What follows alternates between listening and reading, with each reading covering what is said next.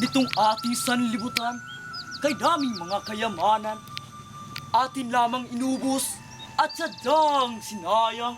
Kung kaya, ang lalong napektuhan ay itong ating katubigan.